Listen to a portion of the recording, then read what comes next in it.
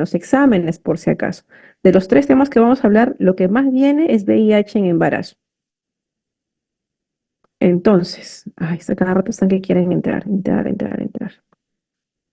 Muy bien.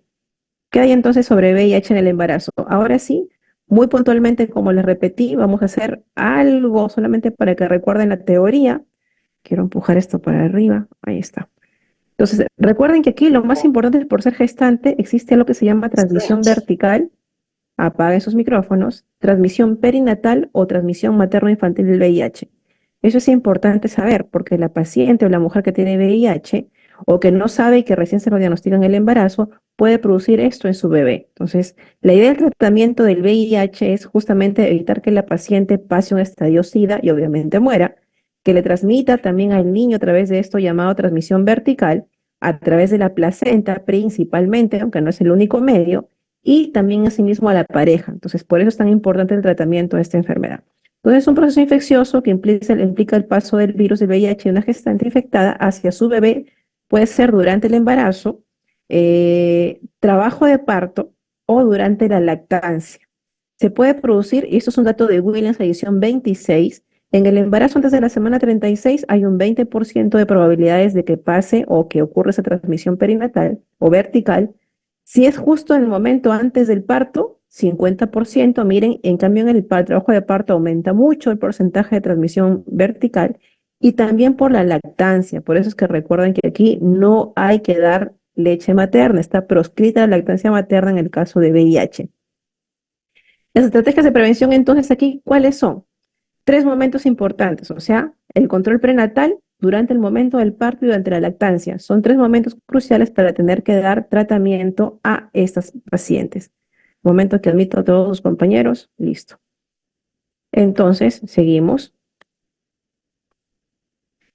¿Cuál es lo más importante de la paciente aquí? Que tienen que usar terapia antirretroviral, ¿de acuerdo? En forma precoz, apenas se diagnostica el VIH en la paciente, en el embarazo, tiene que empezar de inmediato, aunque no tenga prueba confirmatoria, recuerden bien eso. Si ya después de la prueba confirmatoria, que demora una semana, dependiendo de dónde estén trabajando, le sale negativo, yo le retiro el tratamiento. Pero si el hecho de que no tengan la prueba confirmatoria o de repente nunca la van a atender, no significa que tienen que demorar el inicio de la terapia antirretroviral. Entonces, la base, recuerden, es siempre conseguir supresión de la cantidad de copias de ARN del virus. Esto de acá es lo más importante en las pacientes gestantes que tienen VIH. Disminuir la carga viral. Mayor carga viral es directamente proporcional al porcentaje o a la tasa de transmisión perinatal. Entonces, más carga viral, más copias por mililitro de virus, es más probable que el feto se infecte. Por lo tanto, el objetivo con este tipo de terapia antirretroviral es que tenga menos de esta cantidad, recuerden bien, menos de 1000 copias. Y mejor aún si tiene menos de 50, que se reconoce como indetectable. Eso, hay dos momentos cruciales para pedir este examen. Uno es al momento del diagnóstico y antes de empezar la terapia, y otro es cercano al tercer trimestre, eso es de forma general. Entonces, acá en el Perú, como siempre, para cuestión de exámenes y obviamente para nuestro trabajo, hay una norma técnica del Ministerio de Salud del 2019, donde contempla los tres tipos de enfermedades infecciosas de transmisión vertical más comunes, VIH, sífilis y hepatitis B. Entonces, en base a esa norma técnica es que les dan la mayoría de preguntas, tanto para salud o bueno, para el famoso ENAM que algún día otra vez volverá a ser como antes. Entonces el MINSA, recuerden bien, diferencia tres escenarios muy facilitos de aprender. En el escenario 1, que es el más común, es la señora que nunca sabe que tiene VIH y si en el primer control prenatal, dentro del paquete o el panel de exámenes, le pedimos una prueba rápida de VIH, que ahora viene, se llama prueba dual rápida, o sea, viene en el kit VIH más sífilis, se hacen las dos pruebas juntas, y le salió positivo, o sea, recién se acaba de enterar la embarazada que tiene VIH, piña. Ese es el escenario más común. El segundo escenario es la que ya sabe que tiene VIH y sin embargo se embaraza, o sea, ya viene recibiendo tratamiento. Y la tercera es la que no sabe nada, ni se controla el embarazo y de pronto llega expulsivo. Eso sí, todos los centros de salud, ustedes en cualquier centro de salud que trabajen, se van a dar cuenta que cualquier paciente gestante que llega, sea por emergencia o puede ser por consulta externa, a todas le hacemos prueba de VIH, a toditas. En el hospital, por ejemplo, cualquier señora que llega por emergencia, así tengan su carnet que le han hecho la prueba, le volvemos a hacer otra vez. Entonces, ese que viene corriendo y nunca se controló, le hacemos la prueba rápida y sale positiva, pero tiene que estar en trabajo de parto. Entonces, considerando esos tres escenarios, acá no les van a preguntar medicamentos. Ninguna de las preguntas que hay que hemos revisado les ponen qué tipo de antirretrovirales. No les preguntan cuántos, ni tenofovir, ni citradina, nada de esas cosas. Lo que sí tienen que saber es que en todos los casos, una vez que dan parto, sea vaginal o sea cesárea, todas deben recibir inhibidores de la lactancia. Por eso aquí ven cabergolina, de puérperas, por si acaso. Sin embargo, en los tres casos, independientemente del tipo de parto, deben recibir, aparte de sus pastillitas de terapia antirretroviral, una dosis endovenosa de antirretrovirales que solamente viene la sidobudina. Entonces, eso es otra cosa también a tener en cuenta. Entonces, el hecho de que reciban tratamiento con pastillas del TAR no significa que no deban recibir adicionalmente sidobudina endovenosa. Entonces, el RN, eso sí lo dejamos porque eso ya es de la doctora Salvia en pediatría. Sigamos. ¿Qué estrategias entonces hay para evitar la transmisión vertical? Primero, recuerden, apenas se diagnostican con prueba rápida, comienzo de terapia antirretroviral. Combinados, ahora es más fácil porque las pastillas vienen en una sola cápsula, vienen dos antirretrovirales, entonces la señora lo consume mucho más fácil. Antes eran como 5 o 7 pastillas, ahora solamente son dos. Gestante y recién nacido expuesto. Segunda estrategia, culminar el embarazo mediante cesárea electiva, hay ciertas excepciones que ahorita lo discutimos. Y tercero, suspender la lactancia materna en el recién nacido de toda madre diagnosticada con VIH. Muy bien, el manejo. Acá todo depende de la carga viral, por eso le digo, el factor más importante que decide aquí el tipo de parto es la carga viral, no es el conteo de CD4 o de linfocitos 4 por si acaso. Aquí lo que importa son las copias de, en este caso, ARN del virus del VIH. Recuerden, dice que el riesgo, mientras más elevado, si lo mencionamos, pues digamos que el riesgo de que el niño se infecte, pues es mucho mayor. Ahora, ¿cómo evitamos, cuando los pacientes tienen una carga viral muy alta, cómo evitamos sobre todo la transmisión vertical con la cesárea electiva? No la de emergencia, estamos hablando de lo que es programada de un día para otro. Y es a la semana 38, pregunta también de examen, ni antes ni después. Porque ya si lo dejamos para después, es muy probable que empiece el trabajo de parto y lo que no queremos es que empiece el trabajo de parto espontáneo. Para ello, también debe tener una condición indispensable, que esté con membranas íntegras, si no, ya no tiene sentido la cesárea electiva. ¿Cuál es la intención de operar a una paciente VIH? Digamos que el feto, en este caso, antes de que salga, sale envuelto en sus bolsas. Entonces se evita el contacto con la sangre o con las secreciones vaginales que pueden tener copias virales del VIH. Mientras menos tiempo y menos contacto tenga con las secreciones, es mejor. Por eso la cesárea es una estrategia clave en este tipo de pacientes para evitar la transmisión perinatal o vertical. Obviamente recibiendo terapia, ¿no es cierto? O sea, con el tratamiento. Entonces, una condición indispensable es que antes de que se someta a la cesárea en la semana 38, debe tener obligatoriamente un estudio de carga viral, por lo menos un mes antes, o sea, semana 34 o máximo la 36, para ver cuántas copias tiene. De eso depende la vía del parto. Entonces, miren, acá bien clarito para que nunca se olviden. Si sale dentro de la semana 34-36 una carga viral más de 1000 copias, eso tiene que ser obligatoriamente cesárea. Siempre y cuando esté con membranas íntegras y tenga 1000 copias, eso se va a cesárea electiva sí o sí, semana 38. Pero si tiene menos de esta cantidad, ¿sí? O si tiene, ya empezó trabajo de parto y tiene más de 4 de dilatación y membranas rotas encima, esta paciente puede dar parto vaginal. Conclusión, no está contraindicado el parto vaginal en las pacientes con VIH. Lo ideal siempre, como les vuelvo a mencionar, es la cesárea electiva. Pero en los casos en que ya empezó el trabajo de parto, está más de 4 centímetros o fase activa, o ya rompió bolsas, de hecho, así tenga más de 1000, es mejor ya que de parto vaginal, porque ese niño se toma como que ya está, digamos, en contacto con secreciones y la cesárea no va a evitar para nada la infección. ¿De acuerdo? Entonces, teniendo eso en cuenta, vamos a continuar. Acá lo que acabo de mencionar, entonces puede dar parto vaginal solamente si cumple estas condiciones. Primero, recuerden, carga viral. Si es más de 1000, cesárea electiva. Si es menos de 1000, parto vaginal. Pero además también puede tener parto vaginal si la señora llegó a la emergencia con más de 4 centímetros o fase activa o cuando está con membranas rotas. Doctora, ¿qué pasa si la señora tiene más de 1000 copias, pero viene aún con más de 1000 significaría que tiene que ser cesariada? Sí, pues, pero, y el hecho de que tenga el cuello abierto más de 4 o tenga líquido amniótico que sale por vagina, significa que el feto ya tuvo contacto con secreciones y la cesárea no lo va a librar de la infección, por lo tanto, es parto vaginal. Eso sobre todas estas cositas es donde giran la mayor parte de preguntas, ¿sí? Entonces, recuerden que independientemente del tipo de parto y si está o no recibiendo la famosa TAR o terapia antirretroviral, siempre hay que dar sidobudina endovenosa durante el trabajo de parto, si es que va a dar parto vaginal, o si va a ser cesárea 3 horas antes. Acá está la dosis, entonces nunca se debe privar de sidobudina endovenosa a la paciente gestante con VIH durante su trabajo de parto.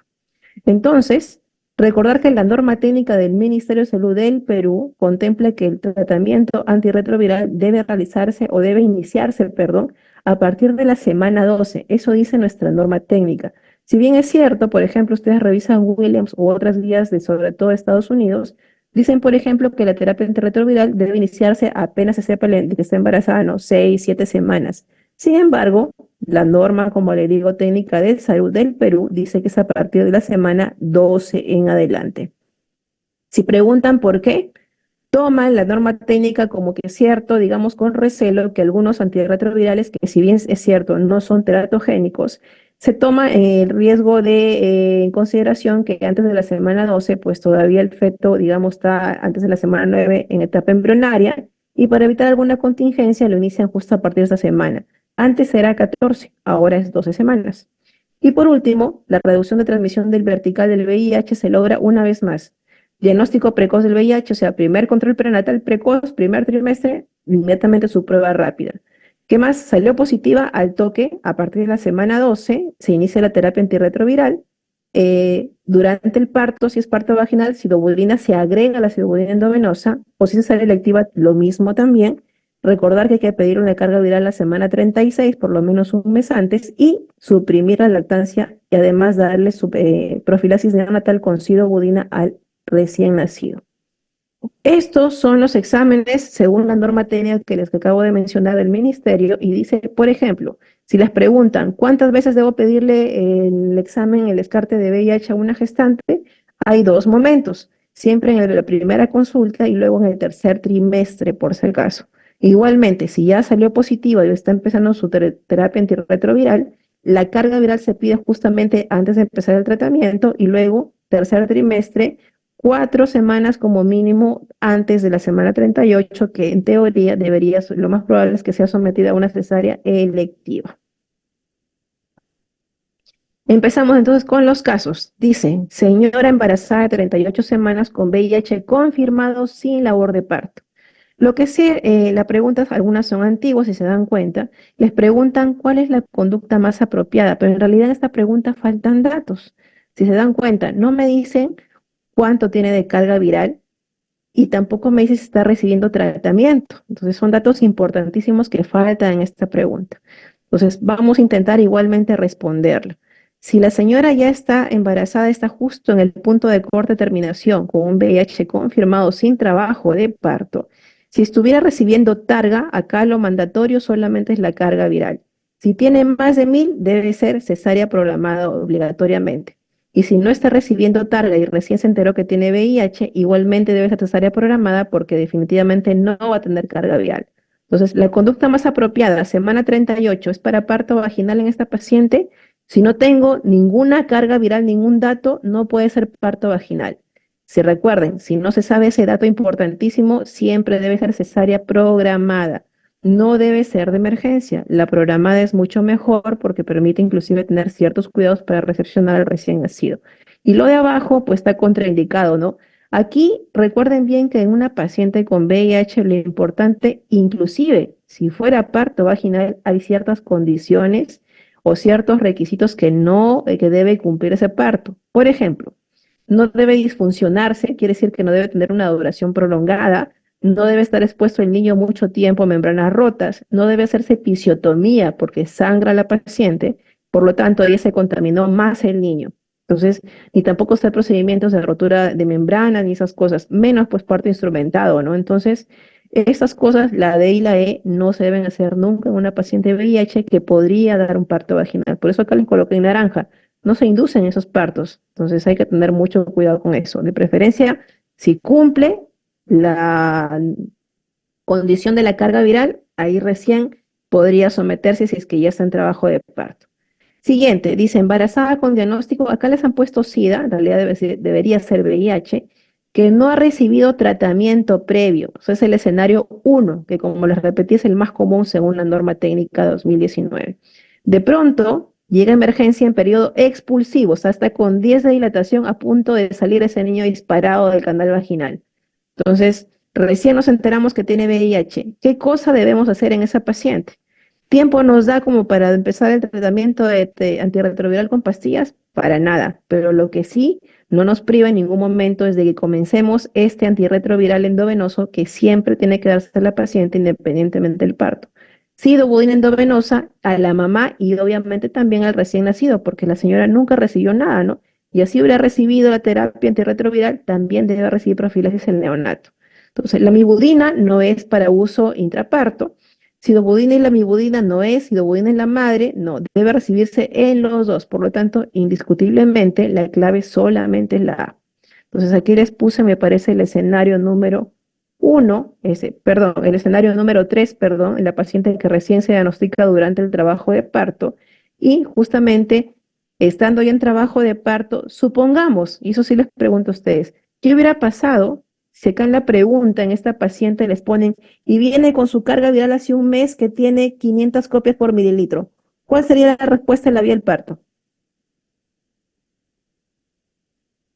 Vaginal. Vaginal.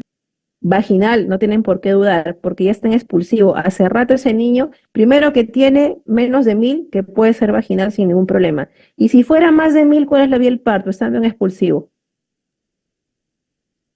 Si está impulsivo también sería vaginal, doctora. La Vaginal verdad, también. en realidad si está en expulsivo, sí, porque el tiempo que ya está sometido ese niño en contacto con secreciones vaginales, hace rato ya se contaminó. Entonces, ese tipo de combinaciones les van a poner a ustedes. Aquí, como le ponen que nunca recibió, no hay ningún problema. Acá el parto es vaginal y además siempre con sidobudina. Entonces, ese es el escenario número 3. Como lo vuelvo a repetir, menos mal, ninguna les pregunta el tipo de antirretrovirales, pero sí les preguntan pues la vía del parto. Entonces, acá es sidobudina, madre, niño, obligatoriamente. Siguiente, ¿cuál de los siguientes antirretrovirales está contraindicado en la gestante con infección por VIH? Antes de responder esto, les presento esto de acá. Acá está la clasificación según las categorías FDA. Las que usamos en el Perú son las mismas que utilizan en Estados Unidos. Entonces, el único que está contraindicado es este famoso que no forma parte de la combinación que utilizamos en embarazo. Eh, si la señora ya venía recibiendo targa y se embaraza siendo VIH positiva recibiendo tratamiento, y recibí este tipo de antirretroviral, hay que retirarlo de inmediato y cambiarlo. Generalmente no se encarga el infectólogo, ¿no? Pero ninguno en realidad de los que se usan en el Perú han demostrado teratogenicidad. Por lo tanto, generalmente no lo cambian, pero no usamos efavirenz en el Perú, que es lo bueno. Pero recordar que para cuestiones teóricas, nosotros todos esos de acá los utilizamos, menos el efavirenz, porque produce anomalías neurológicas fetales. Eso es lo único que tienen que recordar. Siguiente, Primigesta dice 39 semanas, también tiene VIH, ya está recibiendo tratamiento antirretroviral desde la semana 16, lo cual es correcto, seguro que ahí le diagnosticaron el VIH. ¿Qué condición considera más importante para permitir el parto vaginal?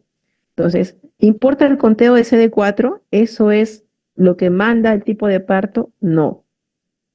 Segundo, membranas íntegras al inicio del trabajo de parto, tampoco. Lo que importa y decide el tipo de parto es la carga viral una vez más, el número de copias de ARN del virus, que para parto vaginal deben ser menos de 1000, un mes antes de la semana 38, o puede ser máximo a la semana 36. Si sale más de 1000, lo adecuado es cesárea electiva a la semana 38, recuerden siempre. Acá está entonces lo que acabamos de ver, no lo vamos a repetir. Siguiente, dice embarazada a término no controlada, VIH positivo. tiene una altura compatible ya con 38 semanas, sin enfermedad oportunista, que aparentemente sin ningún marcador de SIDA, ya empezó tratamiento antirretroviral con el TAR. ¿Cuál sería la forma del parto y recomendación para la lactancia? Entonces, les están diciendo que la señora nunca se apareció, recién probablemente se apareció hace 2, 3 días, como salió positivo su prueba, ya le empezaron a dar tratamiento vía oral, y de pronto les preguntan, ¿y con qué parto le acabamos acá? ¿Con qué tipo de parto está paciente? ¿Cuál es el factor que decide eso? Las copias. Exacto. Carga viral, así de simple. Acá recuerden, ya no hay tiempo de pedir la 34 y de 36 porque fue no controlada. No tienen ningún resultado, por lo tanto, a ciegas y sin dudar, debe ser una cesárea programada. Y obviamente, profilaxis con, además de su vía oral, en el momento de la cesárea, 3 horas antes, sidobudina y al niño cuando nace, sidobudina también. Y restricción de la lactancia materna. Acá está, nuevamente acá lo mismo que acabamos de decir. Entonces, se desconoce la carga viral, eso es cesárea electiva sí o sí, aquí y en cualquier parte del mundo.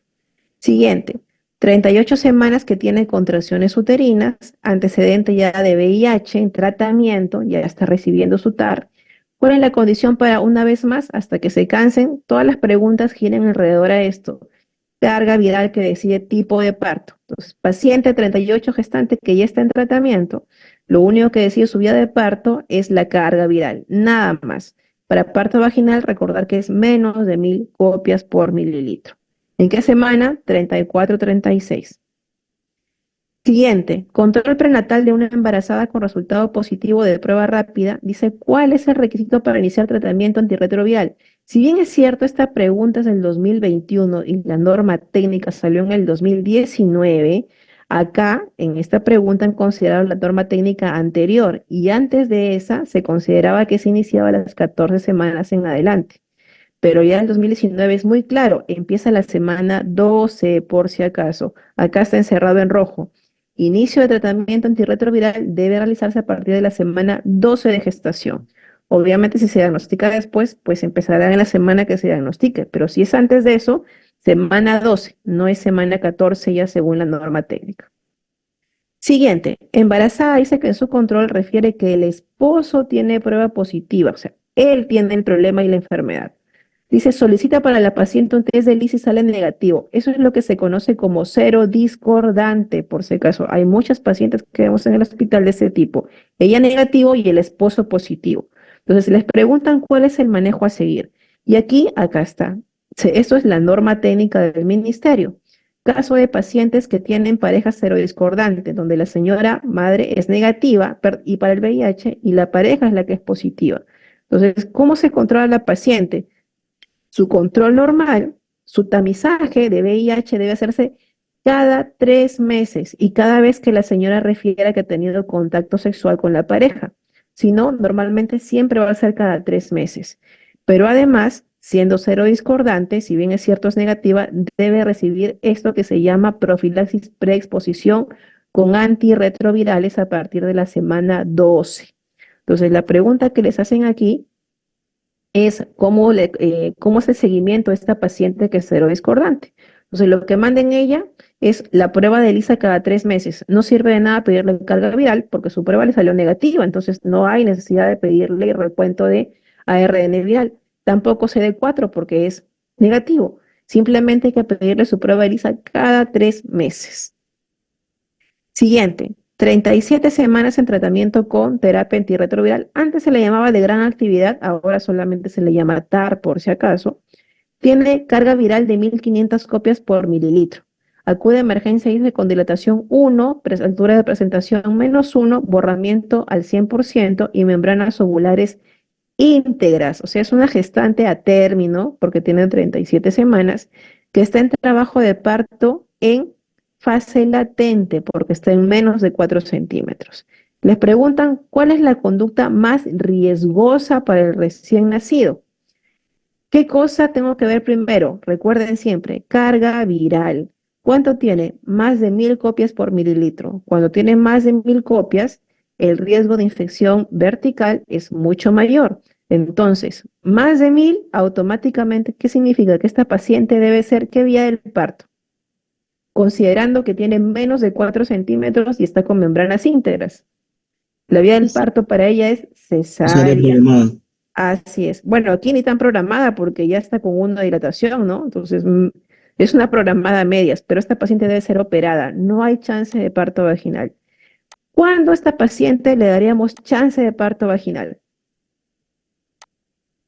Supóngase que igual me trae el papelito y tiene su carga viral de 1000 copias. Ah, listo. Yo digo, por la carga viral debe ser cesárea, pero de pronto la paciente está con 6 de dilatación y membranas rotas. Vía el parto ahí es Vaginal. ya vaginal. Ya no hay nada que hacer porque membranas rotas ya contactó con secreciones vaginales, trabajo de parto, fase activa, ya contactó con secreciones vaginales, ya no se va a beneficiar para nada. No hay ningún beneficio de la cesárea. ¿De acuerdo? Entonces, ese tipo de jueguitos les van a poner número de copias, si está en trabajo de parto, si tiene membranas íntegras rotas, y de esa forma les van a dar las preguntas. Acá les preguntan cuál es la conducta más riesgosa para el recién nacido. ¿El parto por cesárea es lo más riesgoso? No, para esta paciente en particular, el parto por cesárea es lo más seguro, porque tiene más de 1000 copias. Sidoboina endovenosa, al contrario, eso no es riesgo para el feto, es un protector para que no se infecte. Continuar con la terapia antirretroviral, eso es un protector para el feto. El único factor de riesgo es darle chance de parto vaginal a esta paciente. ¿Se dan cuenta? Hubiera sido muy diferente si acá le ponen lo mismo, pero acá les ponen, por ejemplo, lo mismo que fue la pregunta del expulsivo, ¿no? Dilatación 8 y membranas rotas. Ahí, si bien es cierto, es riesgo, pero el riesgo ya se lo comió hace rato porque está con membranas rotas y muchas horas en contacto con las secreciones vaginales. Entonces, ahí sí es de frente que siga nomás su parto normal, no hay forma de que se beneficie de la cesárea. Siguiente, llega a la emergencia una gestante a término no controlada con contracciones hace 6 horas. Le acaban de realizar su prueba de VIH, que se le hace siempre en las emergencias, y sale positivo. Probablemente lo que quieren decir es que la señora recién se entera que tiene VIH. Está con 2 centímetros, membranas íntegras. Les preguntan cuál es la conducta más apropiada. Entonces, requisito número 1, voy a ver carga viral. ¿Tengo resultado? No tengo. Por lo tanto, ante carga viral desconocida en una paciente que está en menos de 4 centímetros y con membranas íntegras, la conducta, ¿cuál es? Cesárea. No hay otra forma. Disminuye la transmisión vertical. Voy a jugar con la pregunta nuevamente. Viene la paciente, desconozco su carga viral, no sé nada, pero de pronto ya está con 6 de dilatación. ¿Cuál es la vía del parto? Vaginal. Vaginal. Cambio nuevamente la pregunta. Desconozco la carga viral. Está con 2 de dilatación, pero membranas rotas hace más de un día. Vía el parto. Vaginal. Igual vaginal. Entonces, ¿no ven? Esa es la idea. Perdón. Dice, primigesta 9 semanas. Viene ya diagnosticada, dice, por VIH. Menos mal hizo su control prenatal precoz, primer trimestre. Pero preguntan cuándo se inicia la terapia antirretroviral. Recuerden, norma técnica 2019 dice semana 12. Si me preguntan por qué siendo acá las preguntas del 2022 trabajan con la norma técnica antigua, la respuesta es no sé. Pero acá está mal, acá es semana 2 en adelante. Ahora ya les mencioné, les he puesto la norma técnica, entonces cualquier cosa, ahí está. No es semana 14 por si acaso. Aquí otra vez les puse lo mismo. Siguiente dice, usted está atendiendo a una embarazada de 8 semanas y el resultado le salió positivo para VIH, primer trimestre. De acuerdo a la norma vigente, ¿cuál es la conducta a seguir? ¿Se acuerdan? No sé si les mencioné, les puse, creo que acá al comienzo. A ver, eso vamos a retroceder. La pregunta es, cuando sale positivo en el primer trimestre antes de la semana 12, obviamente todavía no le vamos a empezar su terapia antirretroviral, pero sí debemos pedirle ciertos análisis aparte de los usuales que le pedimos por la condición de embarazo. Entonces, uno de los principales es, como les mencioné, primero la carga viral. Tenemos o necesitamos una carga viral basal para después ver si el tratamiento es efectivo, porque también hay casos de resistencia a antirretrovirales. Y obligatoriamente también CD4. La pregunta es, ¿por qué le pedimos linfocitos CD4? Porque eso es un marcador también para definir SIDA, por si acaso. Pero esto no me decide el parto ni tampoco está relacionado con la transmisión vertical. Se les pide justamente basal también para que en algún momento la señora llegue a ese estadio, pues tengamos más o menos con qué definirlo. Entonces, esto de acá también siempre se le pide a las pacientes. aparte de sus exámenes de hemograma, grupo sanguíneo, urocultivo, etcétera. Recuerden, hay un dato importante, las pacientes gestantes con VIH a menudo tienen otro tipo de enfermedad de transmisión sexual coadyuvantes o que están acompañando. Pueden tener enfermedad por gonococo, por clamidia, pueden tener sífilis, pueden tener vaginosis o vaginitis, mejor dicho, por tricomoda. Entonces, casi siempre las ITS vienen acompañadas de algo. El VIH viene con alguna otra cosa. Por lo tanto, también acá, aunque no lo han puesto, sería obligatorio pedirle marcadores para descartar otro tipo de ITS. Aquí dice la alternativa B, iniciar inmediatamente antirretroviral. No, porque está en la semana 8. Según norma técnica 2019, se inicia de la semana 12 en adelante. C, condicionar terapia antiviral a los resultados de CD4 y carga viral. Totalmente falso. Apenas sale positivo la prueba rápida, se inicia la terapia antirretroviral y no está sujeto a recibir resultados de esto para recién empezar tratamiento. Acuérdense bien. Una vez que salgan esos resultados que salen hasta hace una semana de la muestra enviada, solamente me sirve para decidir si sale negativo, suspender. Y si no, ya lo inicié apenas salió la prueba rápida positiva. Y la última, pues, es totalmente descabellado, ¿no? O sea, no está indicado el aborto terapéutico en una paciente que tiene VIH. Eso no es cierto. Vamos a ver. Siguiente. Bueno, repetitiva la pregunta. ¿Cuál es el factor más importante para la transmisión vertical? Siempre es la carga viral alta. Recuerden, eso es algo que está lo primero que dice Williams. La carga viral elevada o la carga viral, el valor de esto, está directamente proporcional relacionado con el porcentaje de o la tasa de infección vertical, o sea, la infección del feto. Siguiente, ¿qué medida debe tenerse en cuenta en gestantes con infección por VIH para la atención del parto vaginal?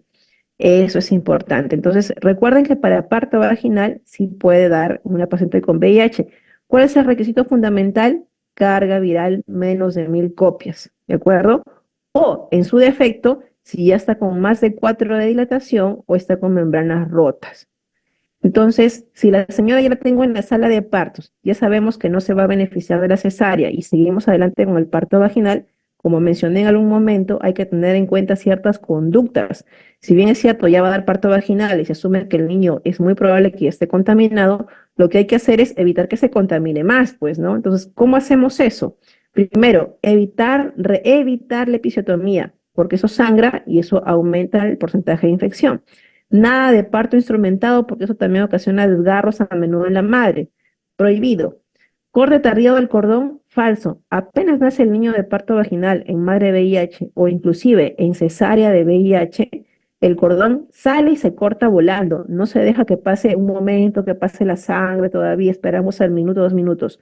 No, aquí con VIH al toque cortamos por si acaso.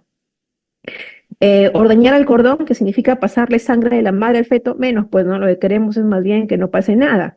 Por lo tanto, la única alternativa que es correcta durante el parto vaginal es que debemos mantener en lo más posible las membranas íntegras. No hay que romperlas, etcétera, porque ya saben el problema que ocasiona si esto se rompe, hay mayor contacto de feto con secreciones vaginales. Siguiente, 38 semanas que viene otra vez ya en trabajo de parto. Creo que es una pregunta, me parece. O sea, es una paciente que recién se enteró que tiene VIH en la prueba rápida, está con una altura aceptable a término, un feto encefálico con latido normal, y en el tacto sabemos que está en 800% y más 1, o sea, hace rato que está más abajo del encajamiento, con membranas íntegras. Muy bien, ¿cuál es el manejo más adecuado? Entonces, el mismo razonamiento. ¿Tengo carga viral? No tengo, desconocida. Automáticamente yo pensaría que debe ser cesárea, pero me voy a ver los datos si está en trabajo de parto o no, y está en 8, ya está en fase activa casi para llegar al expulsivo. Por lo tanto, aquí la prueba de parto, ¿cuál es? Perdón, la vía del parto es, o debe ser, Vaginal, doctor. listo. No hay beneficio de la cesárea. No ha recibido nunca targa, o sea, vía oral, perdón. Por lo tanto, obligatoriamente, si eso no se escapa a ninguna de las pacientes, sidobudina endovenosa y el parto vaginal. La sidobudina para madre y para feto.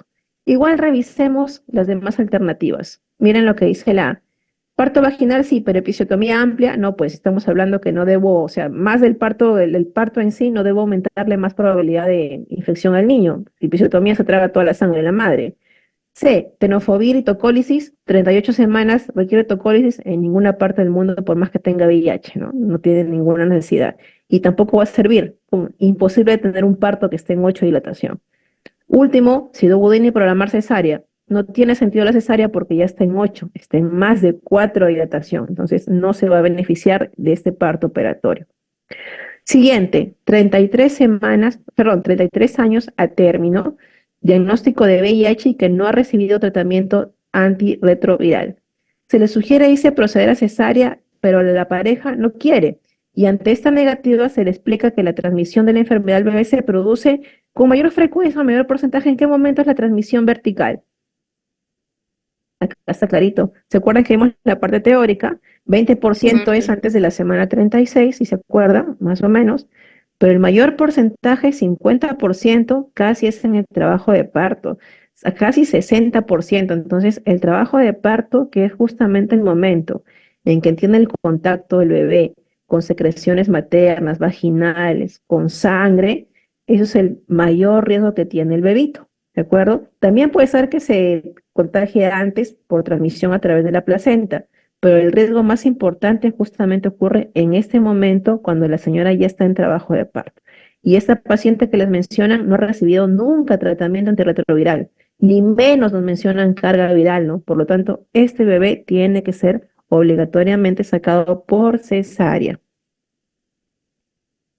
Muy bien, como se dieron cuenta, entonces hay que recordar mucho el valor de carga viral y ciertas condiciones que me podrían permitir o que indican parto vaginal, porque ya la cesárea, digamos que no le aporta ningún beneficio a la madre.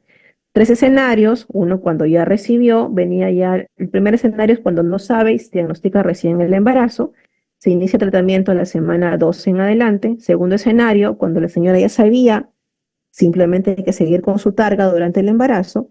Y tercer escenario, cuando son las que ya vienen casi en el trabajo de parto y no recibieron nunca tratamiento. Entonces, en los tres, recordar que el ácido pudendovenosa es un coadyuvante, o sea, se agrega. Si no recibía, le damos. Si ya recibía, también le damos. Y no tiene nada que ver la vía del parto. En cualquier tipo de parto se da ácido pudendovenoso. Y al final, en el puerperio, recuerden dar inhibidores de lactancia materna porque está proscrita o está prohibida la lactancia materna. Y otra enfermedad importante que contempla la norma técnica es la tuberculosis, que hay que tocarla obligatoriamente porque nuestro medio es bastante común. De hecho, ahorita en el hospital hay 2 TBs en mamás, ¿no? De 20 semanas y de 33. Entonces, generalidades. Recordar que en el embarazo es cierto que la TB también es más frecuente justamente por los cambios fisiológicos que tiene la gestante. Hay consecuencias, bueno, maternas, obviamente, las consecuencias generales, ¿no? De muerte, de que sea también multilogo resistente, de que pueda ser también otro tipo, no solamente pulmonar, que es la forma más común. Y en el feto, miren lo que ocasiona: bajo peso al nacer, puede acabar en parto pretérmino y también está relacionado con preeclampsia e inclusive que el niño se muera, se ovite, ¿no? Está en el vientre materno. Casi siempre, sí, digamos que es muy, muy común de que el VIH vaya de la mano con la tuberculosis. Entonces, cuando la paciente es VIH y hace tuberculosis, o a la inversa, es tuberculosa y encima se infecta de VIH, el riesgo de contraer la enfermedad activa de la tuberculosis aumenta 10 veces. O sea, es muchísimo más grave, ¿no? Más preocupantes son estas embarazadas.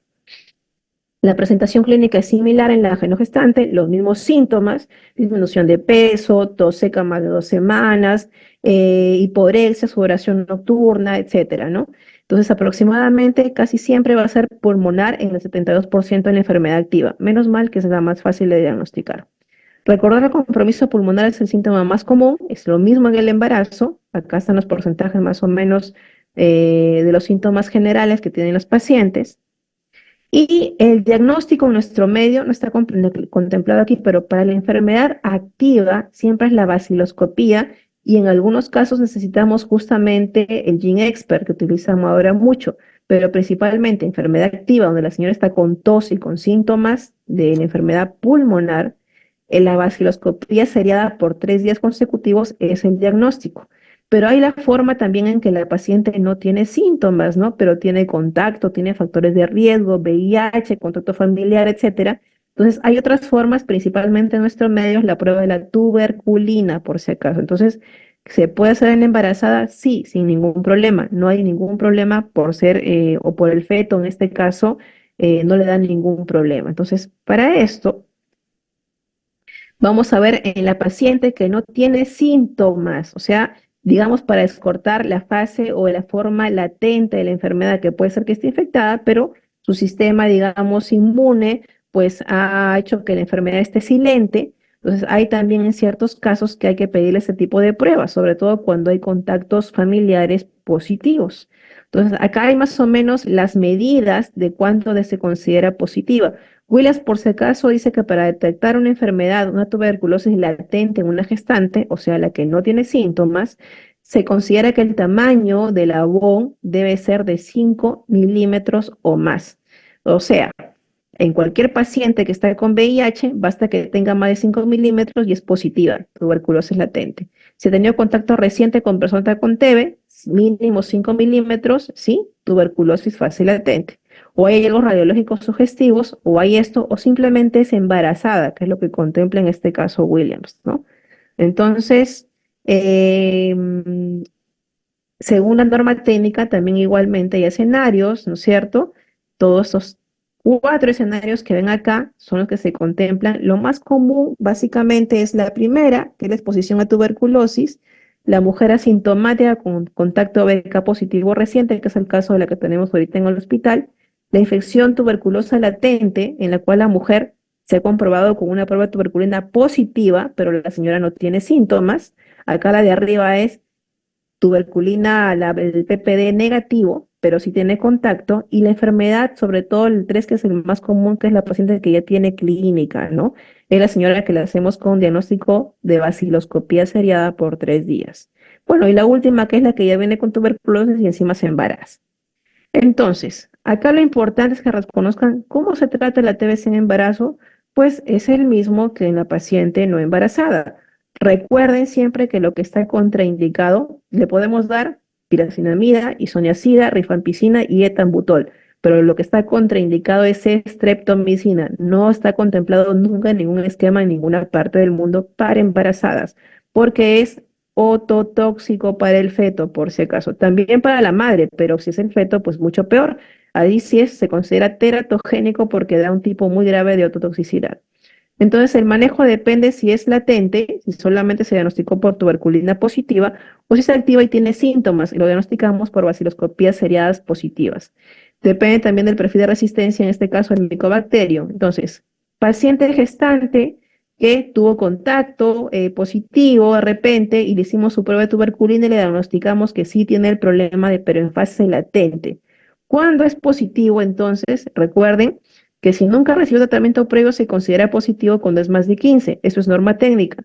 O si viene en un lugar endémico, o sea, todo el Perú, se considera positivo más de 10. O si la paciente es VIH positivo, se considera positivo cuando es más de 5.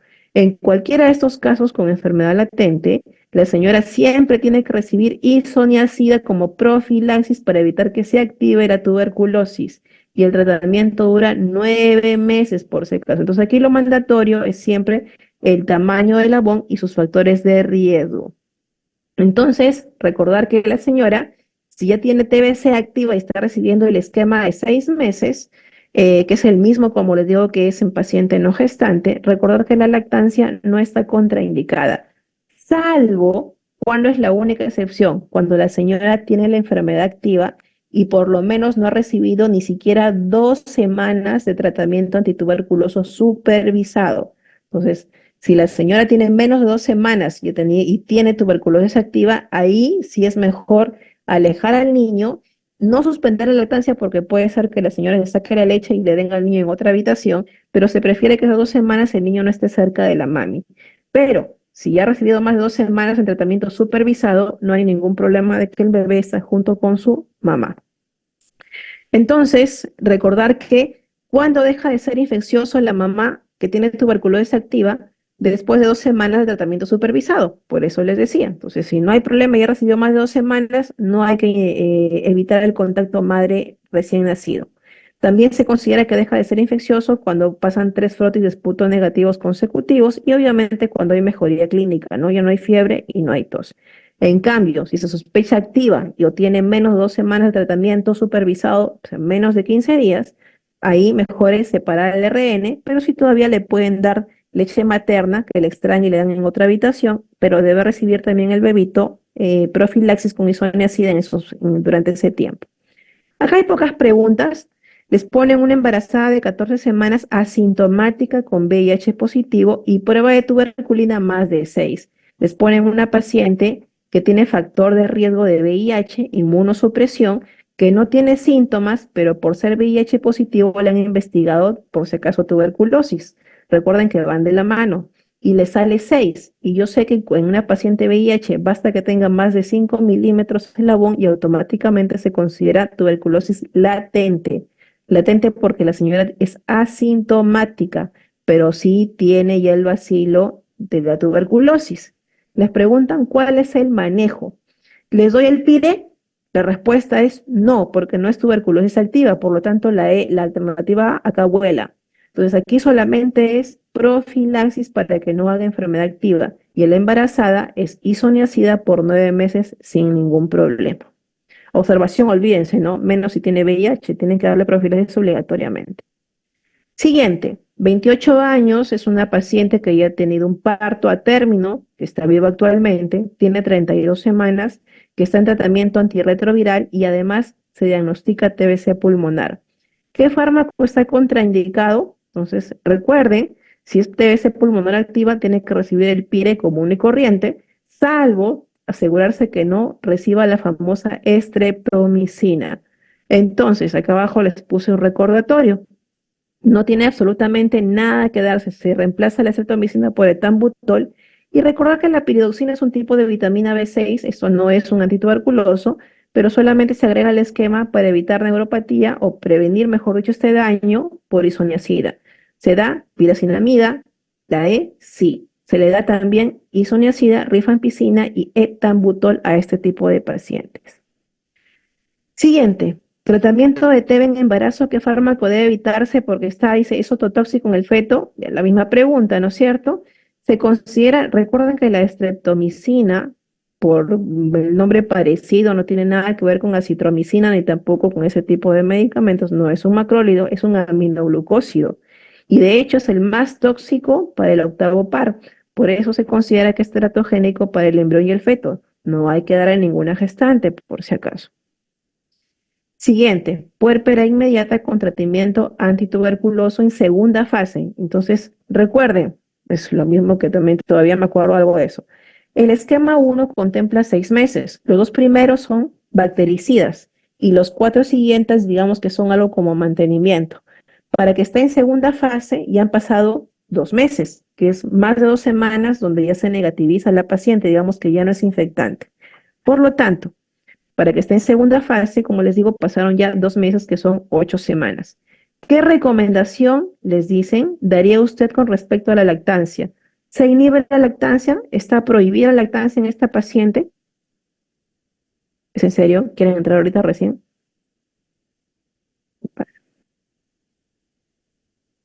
Pregunta de examen. ¿Se contraindica la lactancia en tuberculosis en gestación? No. No, doctora, tiene que ser.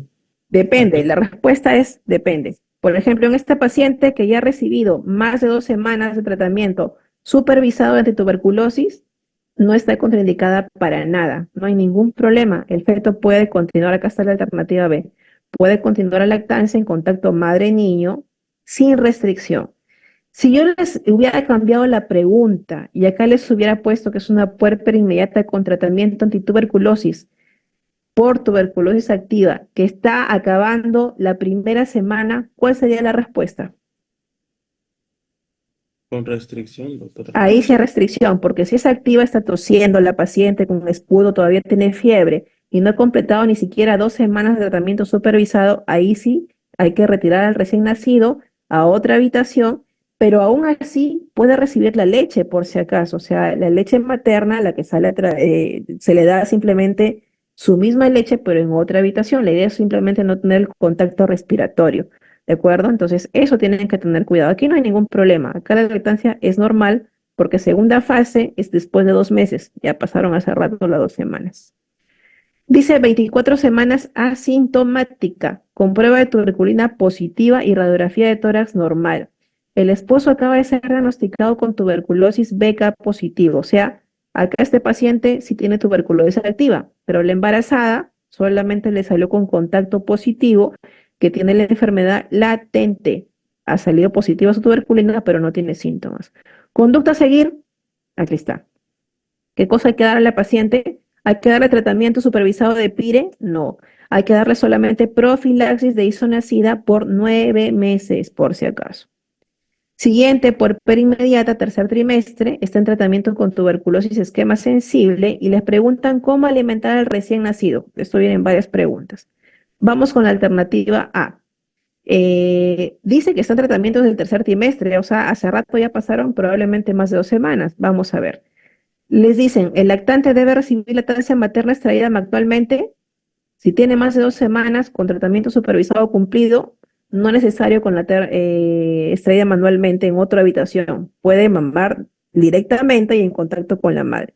Les ponen acá una alternativa media boba, ¿no? Que la madre dice debe usar mascarilla de tela o quirúrgica antes si da de lactar. Si la paciente ya recibió más de 2 semanas, ya se considera que no es contagiosa, por si acaso. Entonces, en realidad no requiere. Les puse esto porque casi consideran que es la alternativa correcta, pero en realidad ya no necesitaría, siempre y cuando haya recibido más de 2 semanas de PIRE supervisado, por si acaso. Sus horarios maternos de leche materna no tienen ningún sentido. ¿Acaso, si fuera menos de 2 semanas de tratamiento o la señora continúa con un esquema todavía sintomática, tal vez en todo caso la primera alternativa, pero como lo vuelvo a repetir, si ya ha pasado más de 2 semanas, no hay ningún problema en el contacto madre-niño y no requiere mascarilla. Dice la madre debe usar respirador en el 95. Peor todavía, no tiene ningún sentido esa clave. Gestante de 22 semanas dice sin molestias, en control prenatal y le encuentran un PPD menor de 5 milímetros, que es el diámetro mínimo, ¿no? No refiere contacto en caso activo de TBC. ¿Qué le hacen a la paciente? ¿Algo? Menos de 5 milímetros, como el 5 milímetros es el mínimo, digamos que es el más exagerado del tamaño, siempre y cuando sea VIH, contacto positivo, sea embarazada. Pero si es menos de 5, acá no hay ningún problema, simplemente es reevaluación después. O sea, la prueba le ha salido negativa, en pocas palabras. Si es negativa, no hay todavía seguridad de que es una paciente que tenga realmente, porque eso también tiene falsos, también puede ser hasta por la vacuna del bacilo si ha recibido recientemente la paciente, entonces hay que tener mucho cuidado. Pero menos de 5 es negativo, por lo tanto acá no justifica ni siquiera profilaxis. Si fuera más de 5, si le damos isoniazida por 9 meses. Las preguntas de TB básicamente están orientadas para medicamentos que están contraindicados, profilaxis cuando debe recibir una paciente, les combinan con preguntas cuando tienen VIH o cuando la pareja también es tuberculosis positiva y la señora no. Entonces, en eso gira todas las preguntas que le vienen respecto a esto. Y les cuento que en el caso de sífilis no encontré ninguna pregunta en los bancos que hemos revisado desde el 2006. Pero aún así les puse 3 preguntitas, solamente es muy fácil el tema. Y recuerden que esto vamos a volver a ver en ginecología, aunque ya no como embarazada, sino como paciente mujer simple. Pero recordar que esto de acá es una espiroqueta, en realidad, que es el treponema, que hay 2 vías de transmisión, horizontal, se puede a la pareja, o vertical, también se puede transmitir si la señora se embaraza, que es lo que nos interesa a nosotros, y que le puede pasar la madre la infección a su bebé desde la semana 14. Más avance el embarazo, más probabilidad que se infecte el bebito y si la paciente no ha recibido tratamiento. Entonces aquí les puse más o menos, dice que el bebito se infecta en más del 50% de los casos si la paciente no ha recibido tratamiento. Y si ya, dependiendo de la fase en que esté la sífilis, porque hay varias fases, pues la probabilidad disminuye. Es más probable en la sífilis temprana. Hay sífilis temprana o primaria, perdón, hay sífilis secundaria, hay latente precoz tardía y sífilis terciaria. Entonces, acá en este cuadrito, si bajamos la flechita de arriba hacia abajo, la probabilidad de contagio, como ven ahí, disminuye en cuanto a la madre para el feto. Y acá, la verdad, les llené estos datos porque es la misma norma técnica del 2019. Acá lo que importa que es lo siguiente, que la sífilis forma parte de los exámenes obligatorios para estudio de gestantes, igual que VIH y hepatitis B. Entonces, ninguna gestante se debe escapar de esas pruebas, por lo menos en el Perú. Se diagnostica igual que el VIH en el primer control prenatal. De hecho, hay una prueba dual rápida, se llama, que detecta las dos enfermedades. Y si sale negativo, se vuelve a repetir igual que la prueba para VIH en el tercer trimestre, por si acaso.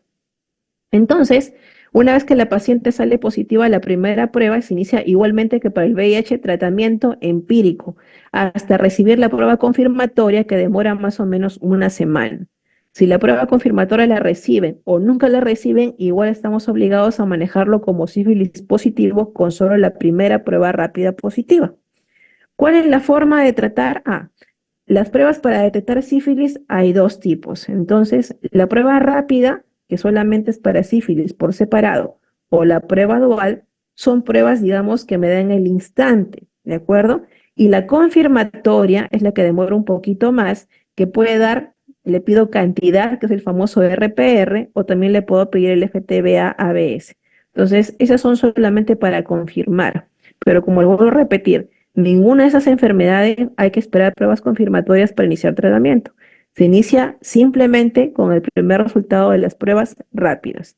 Y el tratamiento en toda paciente, sea no gestante o encima con mayor obligatoriedad si es embarazada, es penicilina benzatínica o la famosa penicilina G-benzatínica.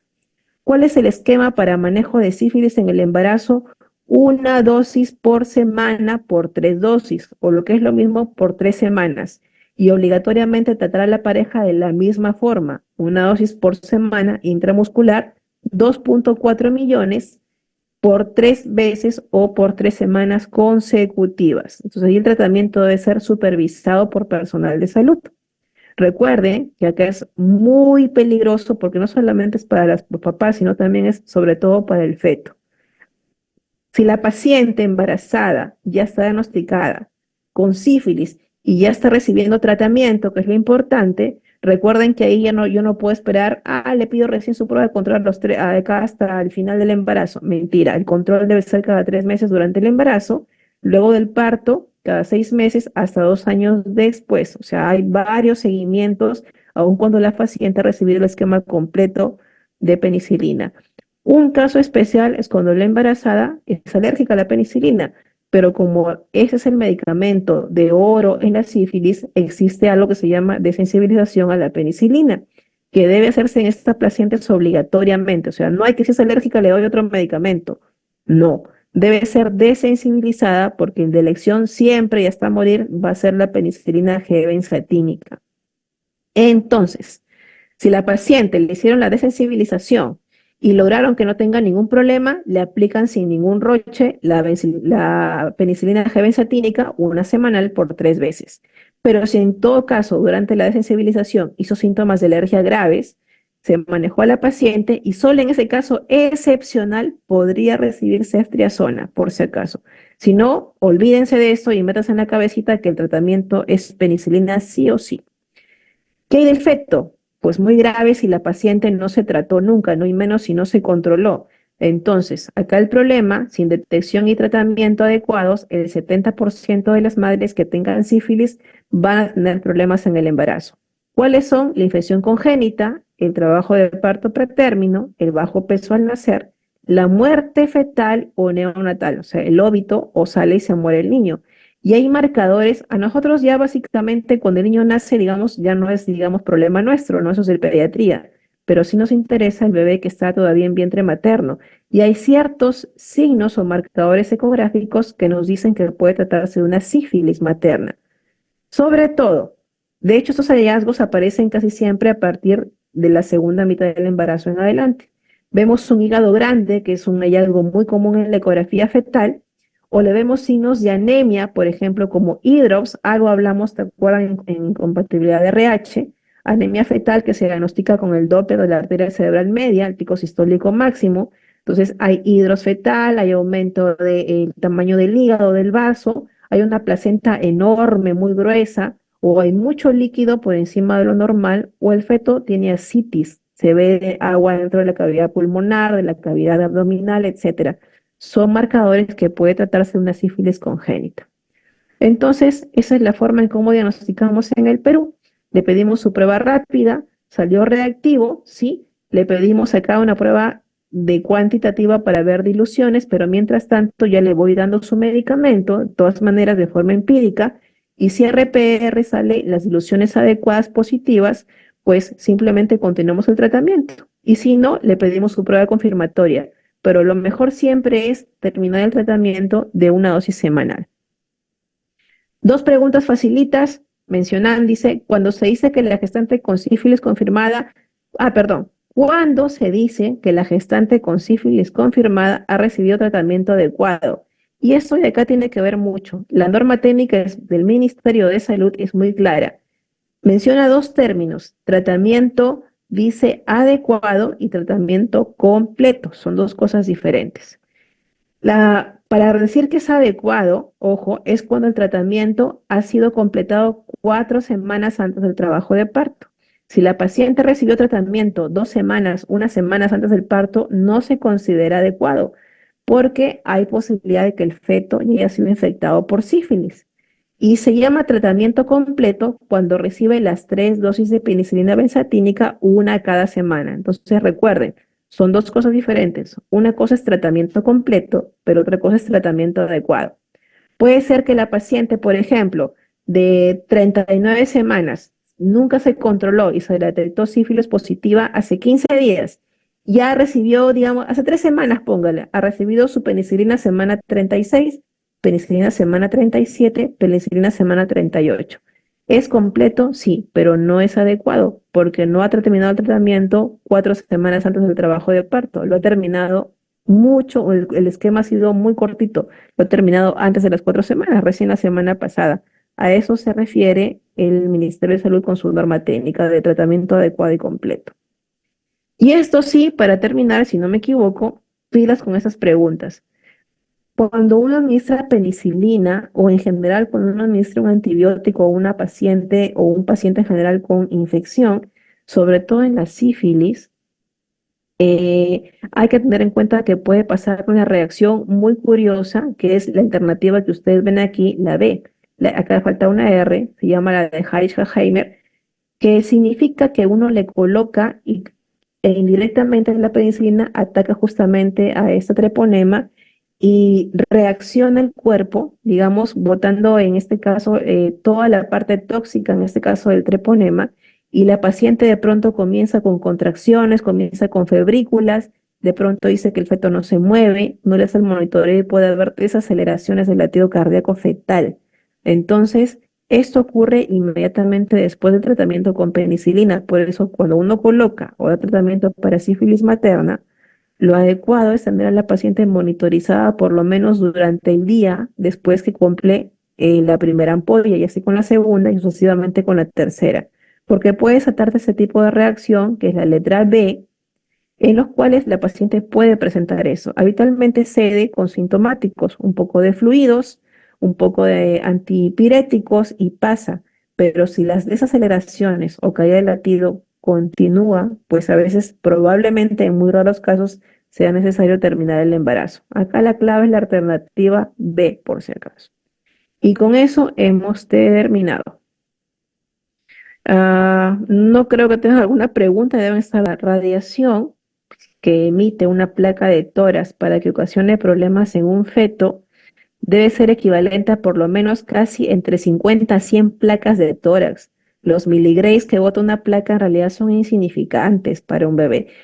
Obviamente debe hacerse después de transcurrido el primer trimestre, pero si es antes, sí hay que tener un poco de cuidado. Si es después, tendrías que necesitar una gran cantidad consecutiva de placas radiográficas de tórax para que recién le produzca algún daño. Y nadie se toma pues más de 50 radiografías, ¿no? Entonces eso de que le va a hacer mal, que deban hacer deforme porque le tomaron su placa de tórax, sobre todo lo vimos en el tiempo de COVID, pues es totalmente falso. Hay que tener muy buena información respecto a eso. Muy bien, creo que ya se durmieron. Hola, ¿están vivos? No, doctora. Ya estamos Sí, acá, doctora. doctora. Sí, doctora, aquí estamos. Bueno, jóvenes, ahorita mismo le voy a pasar la charla a su compañero para que les pase a ustedes. El lunes nos vemos 2:20 para hacer la clase de diabetes y tomamos los 2 exámenes.